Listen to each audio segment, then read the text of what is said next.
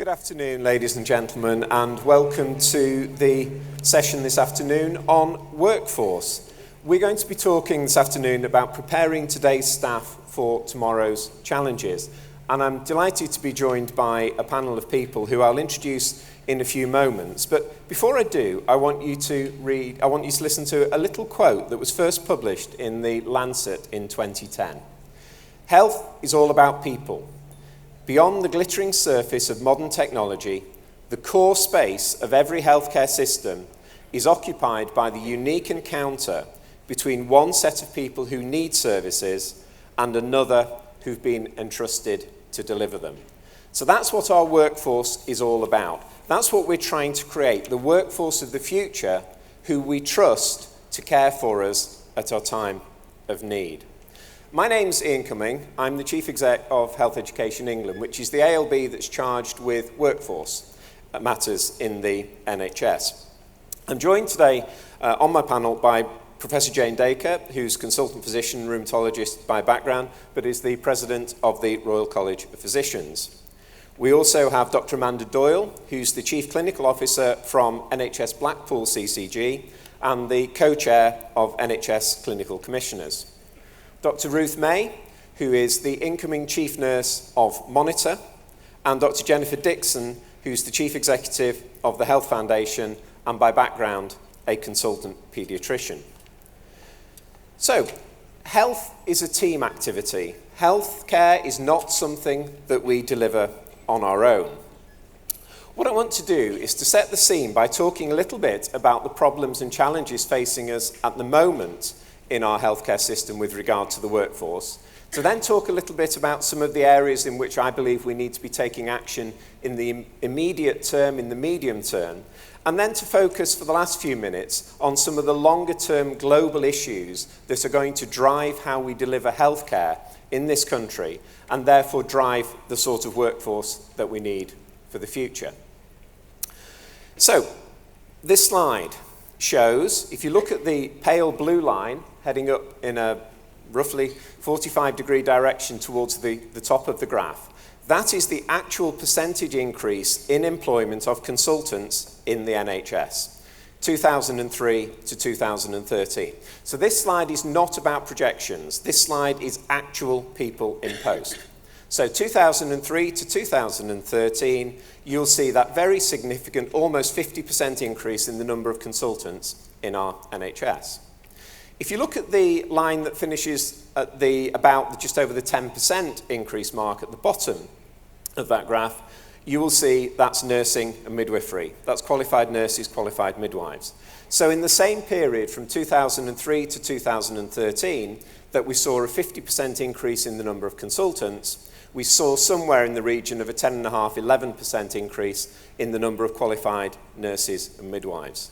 So the first question I'd like to pose for you this afternoon is, do we think that might explain some of the issues and challenges that we've had with the quality of care? Because by and large, our consultant workforce are generating activity that are patients who are requiring to be cared for by nursing and other support staff. The other comment I would make on this slide is to look how straight the consultant line is. Is that because we protect medical education? Is that because we believe that doctors are special and we're therefore not going to vary from that trajectory? No. It's because of the length of time that people are in medical training for means that they are far less susceptible to peaks and troughs as a result of other changes in our healthcare delivery system. What other changes do I mean? Well, you could map onto that graph various economic cycles and peaks and troughs facing the NHS. So 2003, we saw the stated objective to increase the spending in the National Health Service in this country to meet the European Union average, and we saw the increase, the acceleration in recruitment into new posts in this country. We then get to the 2006-2007 period. Many of you will remember this. Money gets very tight in our National Health Service and everything slows down. So look at the graph. The consultant line continues up. All the other workforce lines, by and large, suddenly take a downward trend as we respond to the economy, as we respond to the fiscal tightening within our National Health Service. We then start on the upward trajectory again, as money becomes more available, as we move out of that challenged financial time, until we get to the 2008-2009 global economic downturn, and then look what happens to the lines again.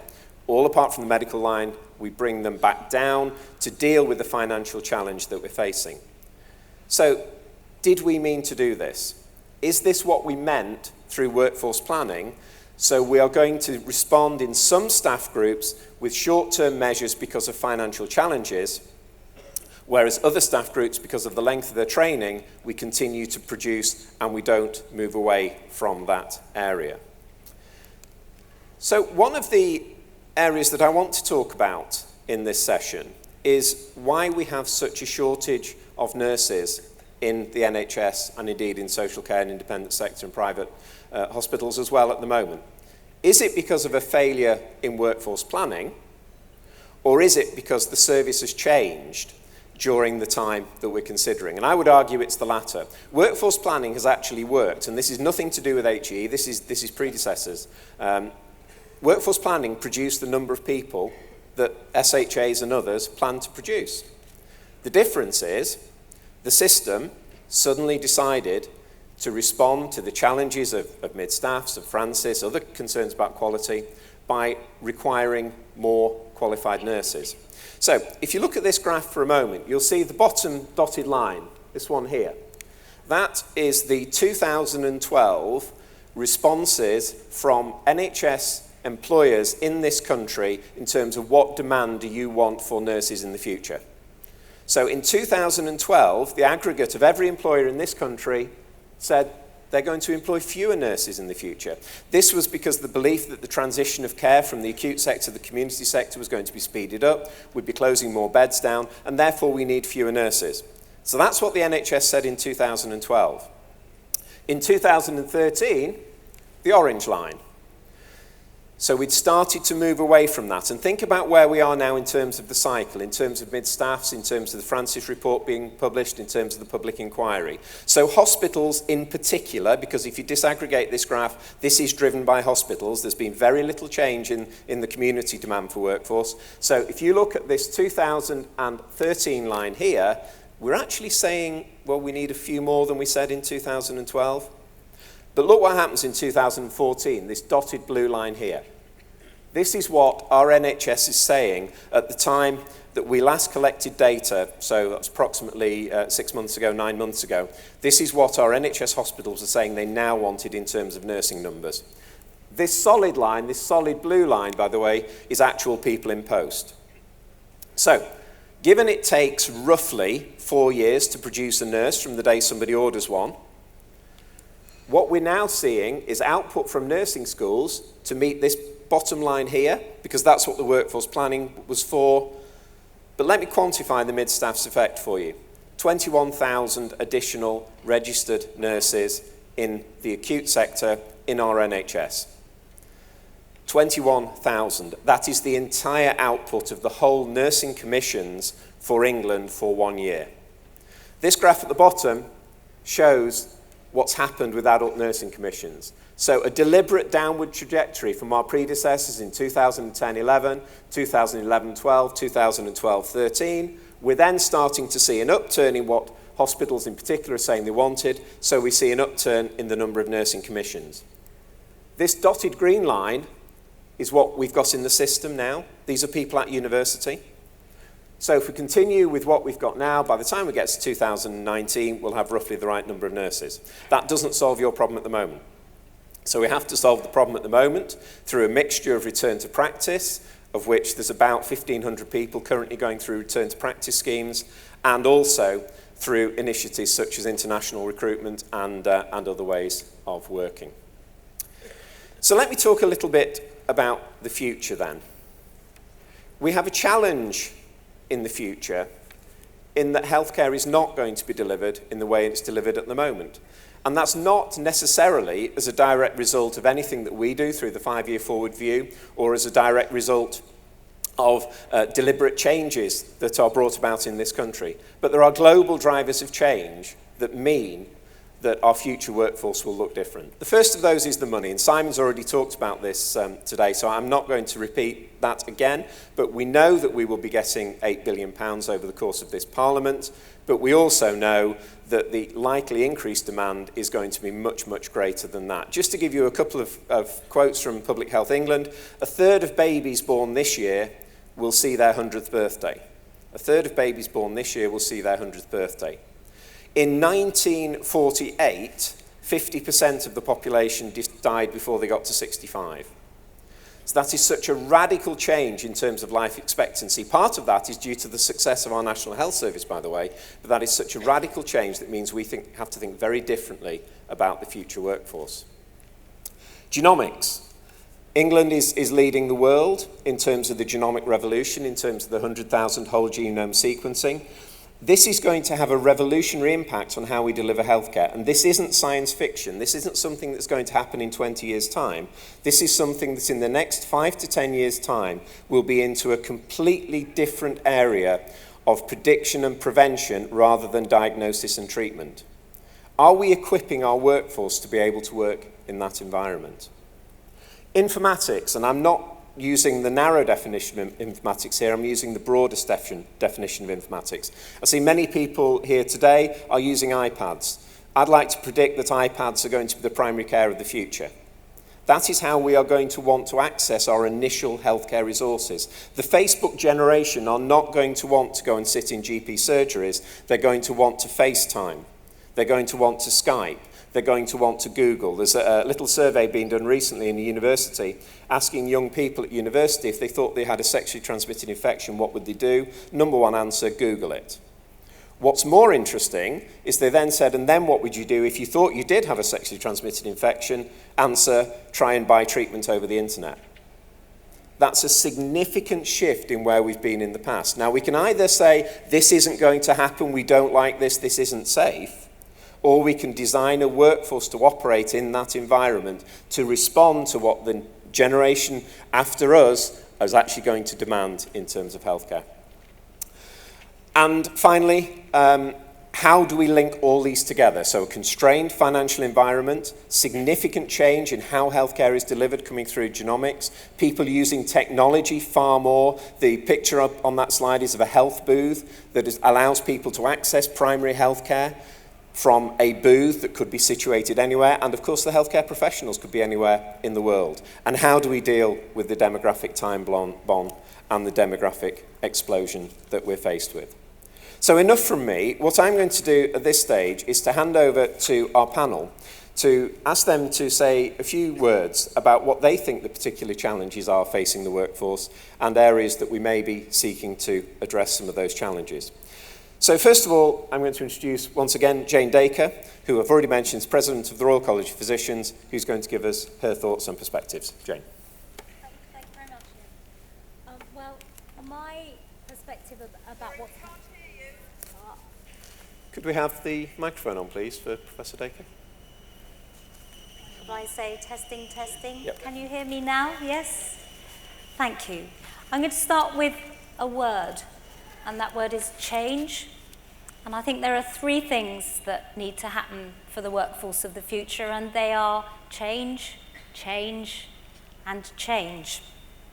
Because we have a vision for the future of the workforce, which has been very ably articulated before us, but our vision for the future is clouded with dealing with the crisis that's going on today and has been going on for a long time, and with a workforce that was created yesterday.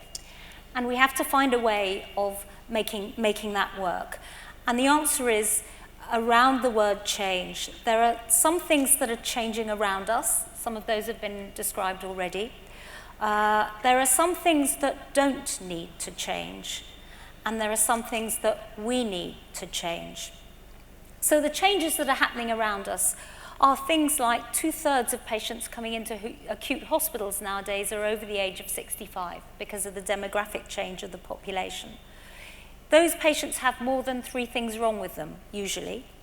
Hospital admissions are up by 37%. Mortality at weekends is up by 10%. 40% of patients who die in hospitals don't have medical needs. And so those things are what prompted the Royal College of Physicians to write and promote its Future Hospitals programme, which is a blueprint for change in the health service. And the demographics and the change of the workforce need to change to keep up with those changes in demand. Another change is a change in the profession. You'll notice that the panel here looks a little different than a panel might have looked a few years ago. So can you work out what the difference is? No prizes. The demographics of the workforce are changing. For 500 years, my profession, the medical profession, has been dominated by men. In the last few years, in fact, starting properly in 2017, it'll be dominated by women. Some people see that as a crisis. Some of us see it as a welcome change. Those are changes that are happening to us. There are some things, though, that we don't want to change. And in the medical profession in this country, we are blessed to take the top 3% of this country's UK A-level grades and to train them to be doctors. So we have a fantastic quality medical service. We don't want to change that. We need to preserve that. We need to continue to attract the UK's brightest, and we need to maintain the quality of our doctors. We also need to maintain the professionalism of our staff and not allow that to dip, and not allow accusations about poor compassion and lack of compassionate care to ever be true in our medical workforce. But there are some things that we do need to change. We need to keep morale up. We need to change the morale of doctors. Now, in the data that we have, 80% of doctors are happy in their work. That's going up, but a significant number of those doctors are unhappy with the system in which they work. So that needs to change. That relationship between the doctors and their system needs to change. Most of the reason for that unhappiness is actually shortages of clinical staff. It looks as if there are gazillions more of us than there ever used to be, but please note those are percentages, not actual numbers. Thank you. There are not that many more of us in numbers, and if we are to deliver a consultant-focused level of care, we do not need to be reducing the number of people that there are available to deliver that high-quality care. We need to focus on making sure that they're able to do that to a very, very high level. The other problem that the medical workforce suffer, and this is from our survey results, is unacceptable workloads. So workloads that mean that the number of patients that are coming into hospital are too many. So that needs to change. Another thing that needs to change is our appetite for change. We need to learn to innovate in our daily roles. So how do we do this? Some of these changes are cultural, and culture is very difficult to change, but there are some no-brainers that we need to work on. Perhaps the first is the delivery of a 7-day service without reducing the quality of care. The second for us as doctors is that we need to value the generalist doctor as well as we value the specialist doctor. There's been an erosion of the value given to the good general physician over the last few years, and we need to change that round. And that's an issue for us of professional identity. We also need to work out how to do this. Now, I am a fan of the general principles of the shape of training. That is the right answer, but it needs to be delivered in a way that brings people with it. And so that means a new definition of the F word, which is unusual for those of us in the health service, and that definition is flexibility.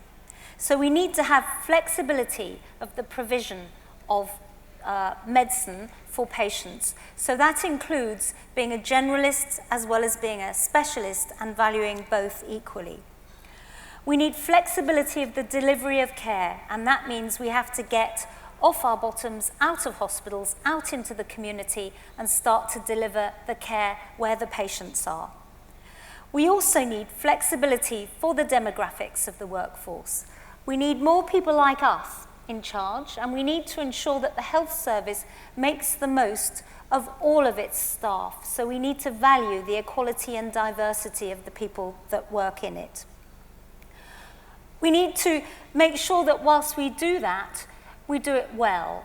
And so even though we support the shape of training, we don't think that it can be delivered in less time than there is currently without sacrificing the quality of what we do. So in order to work across the whole system, you have to work across the whole doctor's life course. So we need to start in medical schools, and we need to contribute to the development of that change all the way through, from cradle to grave, from conception to resurrection, from beginning to end. How do we do that? Well, we have a few blueprints that have been developed. Our own blueprint is the Royal College of Physicians Future Hospitals programme. Simon Stevens' 5-year forward view is another one, and the shape of training, which is another blueprint. So we have plenty of plans. What we have to do is implement those plans. That can't be done from top down, dictatorial, telling us how to do it.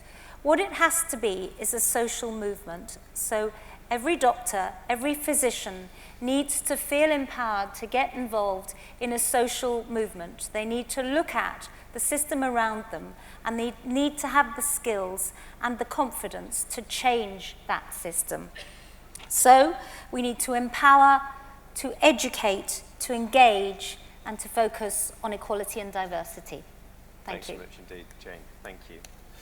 Amanda. So I'm going to talk about general practice and community services, not because I'm a GP, but because as a commissioner, if we're really going to step up to the challenge around transforming services, around implementing the 5-year forward view, around moving more care out of hospital and developing a sustainable service for the future, then we really, really have to focus on primary care and community services. And I don't know if it's technically possible, but if it is, could we have Ian's first graph back? Because I think that's really quite interesting. We looked at the ever-rising blue line of numbers of consultants, but actually hidden down at the bottom in a bit of a flat zigzag was an orange line. There we are. That's numbers of GPs. We're planning a service in which primary care is the linchpin, in which care moves out of hospital, in which primary and community care delivers ever more of the service to patients, those patients Jane talks about who actually aren't benefiting from stays in hospital. And that orange line is the number of GPs, and the numbers for community nurses are equally flat or flatter. Now, we've all obviously breathed a sigh of relief when we heard the news last week that we're getting 5,000 new GPs. But last year, 261 GPs joined the NHS. Where are we going to get 5,000 from inside 20 years unless we do something radically different? We're not. And that's the number of new ones we need to start delivering a service, as long as we retain the ones we've got. And we're not doing that either. So in Lancashire, where I'm based, 38% of our GPs are due to leave or retire in the next 10 years. How many more do we need to produce to give us 5,000 extra at the end of that period of time if we're losing them at that rate? So there's some real issues, not only about training more GPs, about finding them from somewhere, and it's not that easy to do. The rest of the world doesn't produce GPs in the same way we do. The job isn't the same. But making the jobs we've got, the services we've got, somewhere where people want to work. Our problem isn't necessarily getting enough people wanting to be doctors. Our problem is getting a proportion of those people to want to be GPs, and you can see the difference in increases in numbers of hospital doctors and GPs. Every year, am inundated with really bright, keen 16 and 17-year-olds who want to come and do some work experience with me because they are desperate to get into medical school. And they would love to come and be GPs in Blackpool. And every year, we have an increasing struggle to recruit GPs in Blackpool because only a very tiny proportion of those really keen, bright, local 16 and 17-year-olds get places, and they go off and do other things. And nothing about the system and the workforce planning system we've got enables us to tailor local needs to train local people who we know are more likely to come back and want to work in places like aren't the centre of the universe, which are very deprived, which have huge needs, but perhaps aren't as attractive as central London and central Manchester and these sort of places. So we need to do something about the mismatch there. Community nurses, we are not training community nurses. You cannot find them for love nor money. It's really, really difficult. So the situation is fairly dire. We need to stop talking about what a big problem it is and start coming up with some solutions. And as well as the solutions that Ian's talked about, which are going to pay off in 10 years, because that's how long it takes, we need some immediate solutions that are going to enable me to commission a sustainable out-of-hospital service in Blackpool in 5 years' time. So what are the solutions? Well, I think it's heresy to say it. I think we need to start overtraining, significantly overtraining. Let's accept that the workforce is feminised. Let's accept that a large proportion of those people want to work part-time. Let's train significantly more than we think we're going to need. And okay, it makes it a competitive environment at the end of the day, but why is that a problem? We don't perceive it as a problem in any other area. Why is it a problem in medicine? If we've got 10 people applying for jobs, that's great. At the moment, we will take anyone who can produce a certificate to say they're qualified to do the job. And that's ridiculous. So let's start overtraining. Let's look at solutions for very quickly getting people into training. So, every university in this country nearly has a course full of people studying biomedical sciences because really they wanted to get in to do medicine and they didn't manage it. So where are those courses overlapping? How quickly could we convert some of those students into medical students? How quickly can we get people through? And I'm not proposing we shorten training, but we need to look at what we've got and what our starting point is and how quickly we can move. Let's look at pharmacists. We overtrain pharmacists. We've got large numbers. They are experts in use of medicines, but they're also clinicians. We can develop their clinical skills. They can not only be fantastic around medicines-related issues, but they are great as managers of long-term conditions as part of a clinical primary care team. Let's get them doing it. Let's develop their skills. So let's think of some solutions rather than all sitting around shuffling the deck chairs and talking about what a big problem this is. And the other thing not to forget is we need some great managers in the NHS. The size of the challenge is enormous. We need really highly skilled, keen managers wanting to work in the NHS to help address some of this challenge. And I'm not sure how many bright young graduates leaving our top universities this month are looking to be NHS managers. I suspect not large numbers, and we need to do something about that. Thanks, Amanda. Much appreciated. Ruth.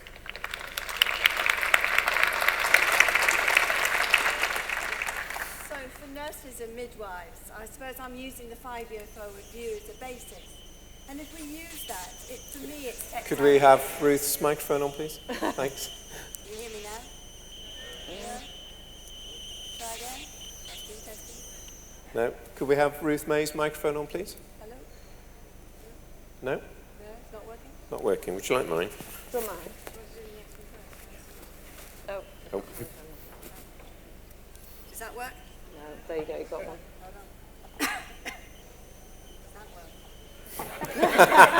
No? Switch it on. Thank you. Not much luck here. Is it working now? Yeah. Ah, great. Okay, I'll start again. Thank you.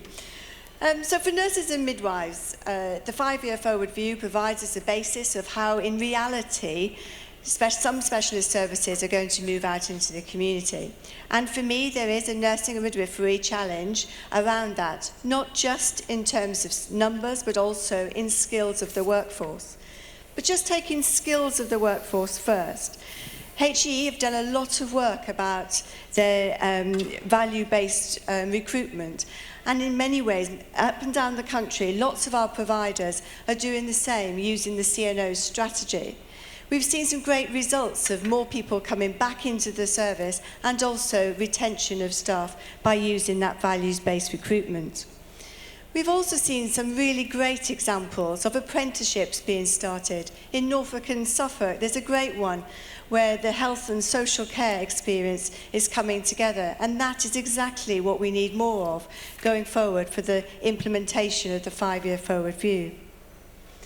With regard to numbers, in the post-Francis era, in the development of the NQB guidance, and indeed every organisation, every provider, reviewing the need of their patients, reviewing what staff they've got, and indeed looking about their future activity projections, we have needed and we will continue to need more nurses. With the increase in personal health budgets and more frail and dependent patients being treated in care homes by the social care sector and independent sector, it shows that this is not just something for the NHS, but also for social care and the independent. Monitored TDA and the NHS England are working together, and you've seen some of that in the last couple of days by the fruition of those letters about how we want to support providers, cap the agency costs and reduce the spend. But what we have seen is HEE decide to increase the commissions for training registered nurses by over 13%. But even with this increase, these registered nurses won't come to fruition until 2017. So other options need to be explored by us in this room and by our profession. There is a gap, there's a huge gap between the care certificate and the graduate. It is too big a gap in my view. We need to consider multiple routes into nursing. We need to consider how we work more as parts of teams, although there are some fantastic examples of how nurses and other professionals, physiotherapists, OTs are coming together to provide that registered workforce for particular wards and services. But in my opinion, we need to further consider the vocational training and therefore the role of the Band 4. That blend of the workforce, working closely with our profession and indeed our professional regulator, the NMC, is what I see as an option of going forward. So for nursing and midwifery, the future workforce models are going to be complex, but actually, let's use this 5-year forward view. Let's use it as a big opportunity for some radical change. Thank you. Thank you, Ruth. Jennifer. So I better just test to see if this is... Oh, good, that's good. It's on. Thanks very much. So, I don't know about you, but I sometimes read the Harvard Business Review, and there was a very interesting article about 6 months ago, and it talked about healthcare and how healthcare was changing. And it said, in the past, the way that we change care is that we unfreeze current models. We then redesign them, and then we refreeze them. And it said, that's old thinking. The future is permanent slush. That's what we need to cope with. And I think that echoes what Jane has to say. So how do we help our staff, particularly our clinical staff, because as Simon mentioned today, it's about frontline change, a lot of these efficiencies and quality changes we need to see in the future. How do we help them cope with permanent slush? So I've got 3 messages from my position at the Health Foundation. Just a note on the foundation, just in case some of you are wondering what it is, we give out about 12 million a year, mostly to the NHS, on projects to improve health and healthcare. And so over the last 10 years, we've given about 120 million. A lot of that has been on frontline clinical teams trying to make change. And one week, a few weeks ago, I was in the lunch queue with a consultant who'd led one of our projects. And he talked to me and he said, how on earth can I get trained in making change? He said, I've been resorting to Googling and looking at Amazon, books on Amazon on how to make change. What can I do? And it struck me that there are quite a few clinicians in this position.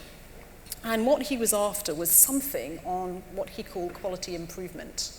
And by that, he meant how to re-engineer his clinical pathway to try to make changes that are needed, that detailed work that is needed to make any kind of change with the team. So I then, of course, started looking at some of the courses that we've got hanging around, and the undergraduate and postgraduate for clinicians. And sure enough, there are a few places where clinicians can be exposed. Some of the AHSNs are making big progress in this area, such as Manchester and Imperial. But actually, if you think about it, there isn't a great deal of necessary encouragement for these kind of skills. Well, they're almost engineering type skills that IHI have tried to develop over here. And I think we could do, if we want better dosage of these skills around the place, we need to do a bit more than we are doing at the moment. And that means probably at a postgraduate level and probably on the job. We might consider MOOCs, mass online courses. We might consider a range of things. Anyway, whatever we do, we've got to up the dosage if we want to make the level of change as fast as we do. So that's point number one, I think. Point number two, in our experience at the Health Foundation, clinical teams make fantastic changes. They are enthusiastic, they have energy, they make brilliant changes at the front line. But what happens is that after a while they get stuck. And that's because the changes they want to make are but against other parts of the hospital. It's the medical record system, it's the information system, it's how outpatients is managed. And there, the clinical teams find, particularly the clinical leads, find that they don't have the skills to negotiate those bigger changes. They kind of get stuck, they get burned out, they throw themselves against these brick walls and they fall back hurt, and eventually they give up. So these projects that do well for 2 years fizzle out and don't go anywhere. So what they need, as they're describing to us, are, I don't know what you'd call them, management, negotiation, leadership kind of skills, to negotiate with other parts of the forest in the hospital, say, or other providers, to make the kind of changes that they need. And this is hard work, but they're not going to get very far if it's just frontline quality improvement. There has to be wider changes. And the more we want to have new models of care, the more complex those skills will need to be. So that's, I think, point two. And just a footnote on that, I'm a very sad person, actually. I read a book. I went to a presentation at the King's Fund a few weeks ago by one of the leading clinicians at the Mayo Clinic. And he flashed up the front cover of a book that's been written about 50 years at Mayo, how they became the most top-class, high-quality organization, healthcare organization in the US, having started in a cornfield in Minnesota. And what was absolutely crucial about this was the way they deal with their clinicians, the way they train, and also the way that they encourage and groom, particularly medical staff, up the hierarchy. And there's nothing about leadership in this. There's nothing about going off and doing an MBA. It's about learning on the job. And they don't have the word leader at Mayo. They have you get to a certain level of clinical experience, and then if you're good enough, you're tapped on the shoulder and you're asked to serve. And you serve because your values is very strong. It's the Mayo values and so on. And in fact, there was an amusing anecdote that they don't tend to promote anyone in medicine into leadership roles if they've got a large signature. There's a big correlation between size of signature and poor performance. So, which they reckon was something to do with ego. So they like egoless technocrats who are managers, who are quiet people who get on with it and do it. So anyway, that's quite interesting to observe. I recommend the book. It's by Dan Berry, if anyone's interested, for those of you there. And the other final thing to say about Mayo is they don't have doctors managing necessarily. They are twinned at the hip with managers, and they work as a unit. Okay, so that's point two. Point three is that you cannot have clinical staff doing basic management in providers. That's not what they're trained for. What you do need is you need absolute top-class operational excellence. I think we'd all agree with that. Technical operational excellence.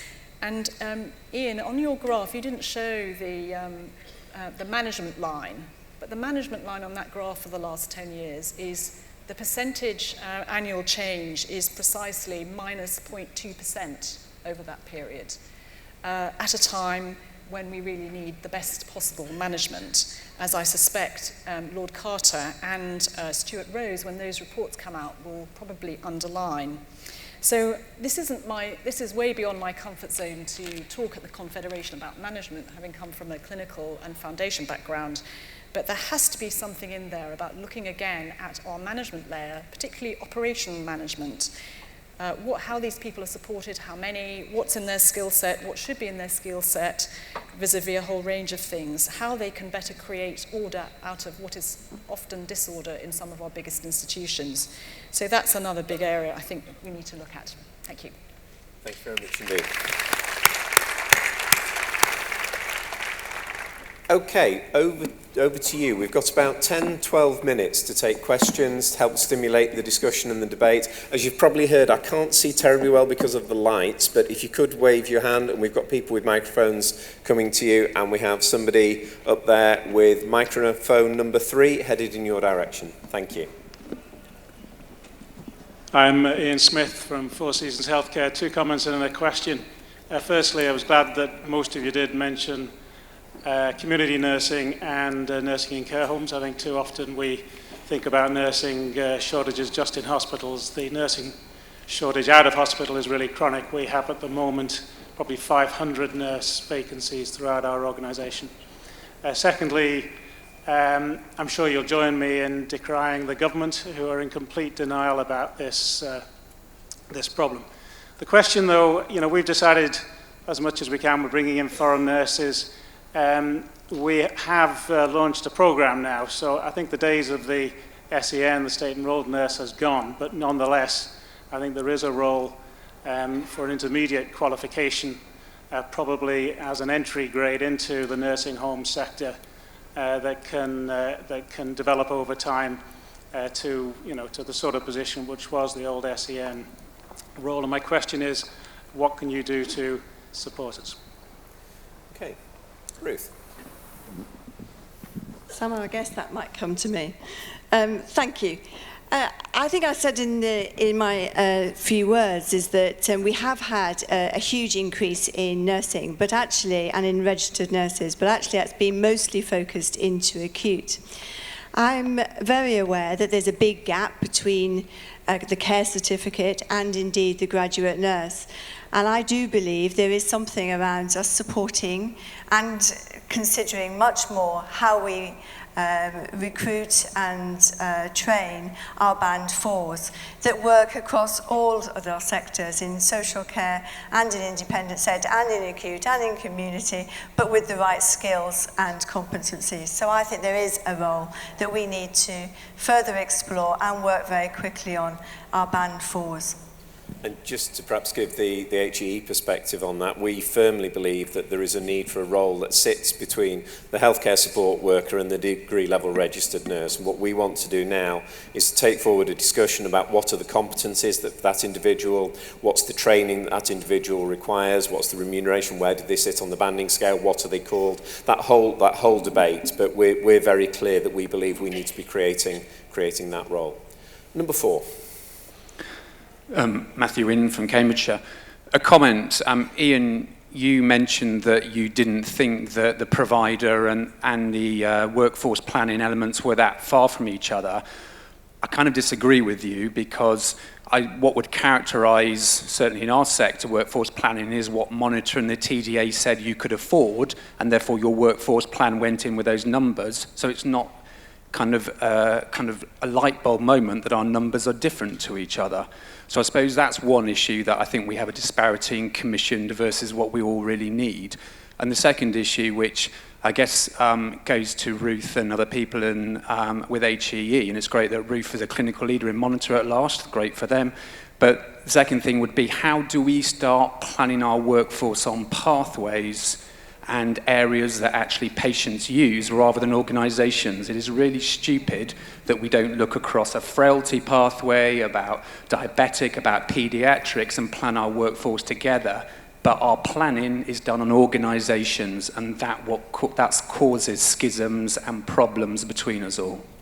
Okay, let me quickly pick up the workforce planning. The point I was trying to make was that the numbers of training places that were commissioned, not by us, by our predecessors, actually matched the workforce plans that people were submitting at the time. So if the workforce plans were wrong, then the numbers were wrong. But actually, I'm not convinced they were. There is a significant difference, and there remains a significant difference between the workforce plans that employers submit to Monitor and TDA and the ones they submit to HEE. And one of the things we've got to stop doing is to write different plans for different audiences, and we actually need one version of the truth. What is the workforce that you believe you need for the future, so that we can make sure that we can commission for it. If that workforce isn't affordable, I actually think that's a separate debate, but we need the plan around what do you actually intend or want to recruit in the future. On the issue of how do we plan for pathways, Amanda, do you I mean, we clearly need to do it. How we do it, I'm not sure, but I think what's really important is looking at the way our workforce and the work we want them to do is changing and trying to plan for that. So nobody asked me in primary care when they were doing the workforce planning about what I might need, but I probably employ 5 or 6 times as many nurses as I did 5 years ago or 10 years ago. And now they prescribe, and 10 years ago not one of them prescribed. And now the majority of them are specialist nurse practitioners, and 10 years ago none of them were. And it's not just about numbers and counting what institutions need, it's looking at the changing role and how are we developing staff and how are we systematically training our nursing and other workforce up to these enhanced roles to take a greater part in what we do out of hospital. So it's the pathways stuff is the key to it. Look at the pathways and look at how they're going to work. I'm not quite sure how Ian goes about it. Jane? I'm a skeptic about workforce planning. I'm aware that when the X-ray was invented and presented at the Royal Society, people said this is a hoax, it's never going to catch on. And I think that workforce planning, certainly in my lifetime, has never been lauded for getting it right. Therefore, we have to recognise that it's a flawed science, that we're not going to get it right, and we have to make provision for that. And the way to do that is to use the F for flexibility word.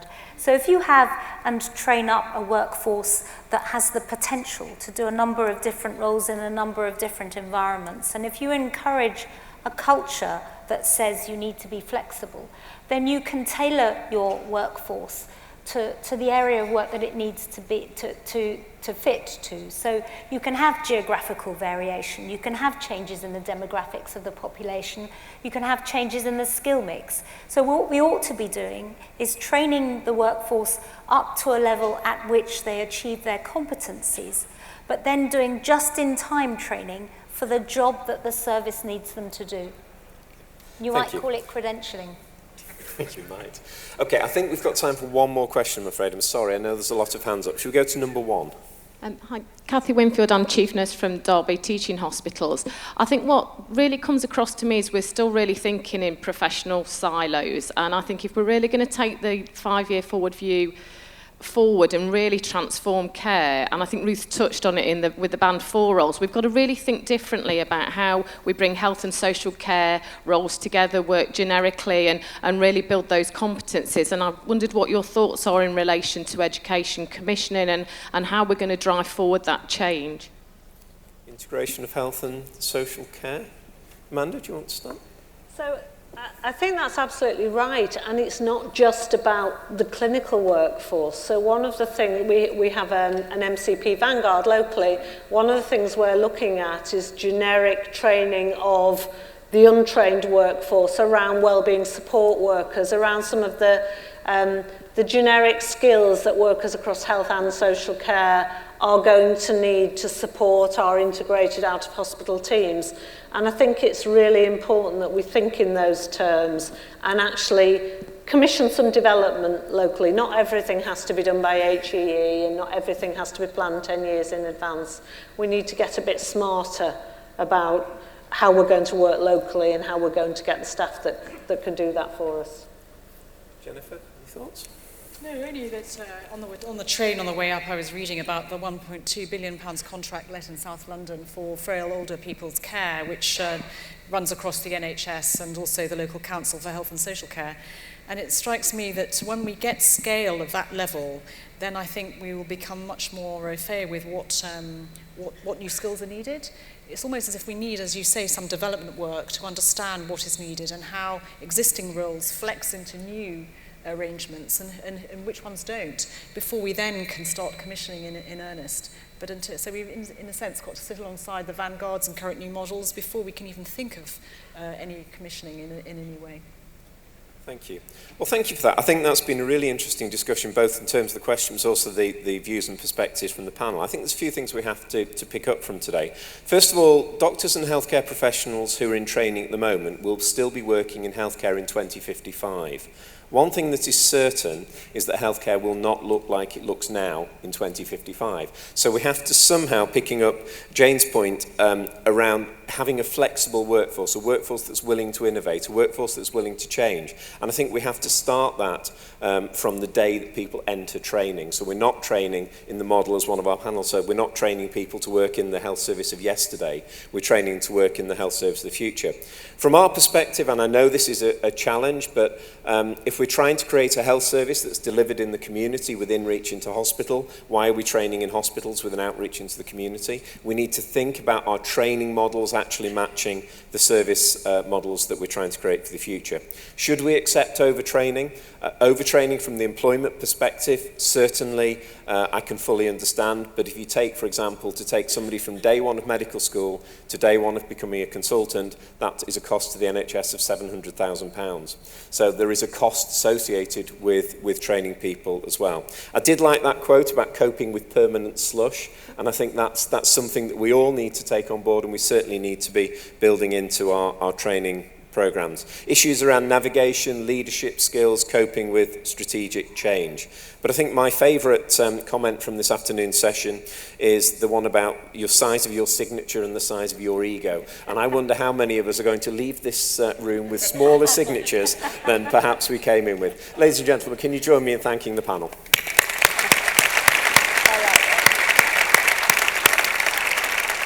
We're just going to take a couple of moments now to hand over to the next session, but in that couple of moments, could I ask you to please take time to use the URL and to actually respond to the question about evaluating this session and to give us a view on what you thought of this session and how it could be improved for next time. Thank you very much.